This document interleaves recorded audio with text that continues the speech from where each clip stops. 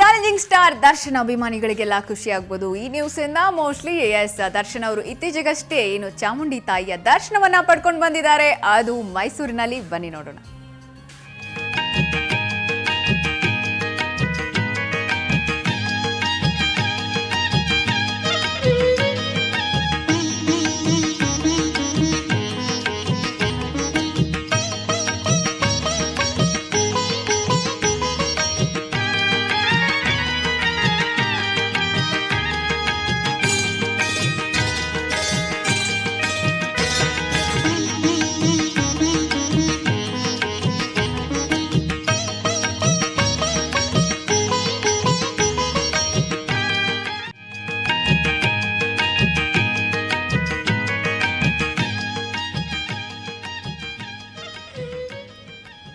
ನೀವು ನೋಡ್ತಾ ಇದ್ದೀರಾ ಚಾಲೆಂಜಿಂಗ್ ಸ್ಟಾರ್ ದರ್ಶನ್ ಅವರು ಚಾಮುಂಡಿ ದರ್ಶನಕ್ಕೆ ಆಗಿ ಹೋಗಿದ್ರು. ಯಾವಾಗಲೂ ಕೂಡ ಕಿಕ್ಕಿರಿದು ಇರುತ್ತಾರೆ ಭಕ್ತರೆಲ್ಲರೂ ಕೂಡ ಚಾಮುಂಡಿ ದೇವಸ್ಥಾನದಲ್ಲಿ ಮೈಸೂರಿನಲ್ಲಿ.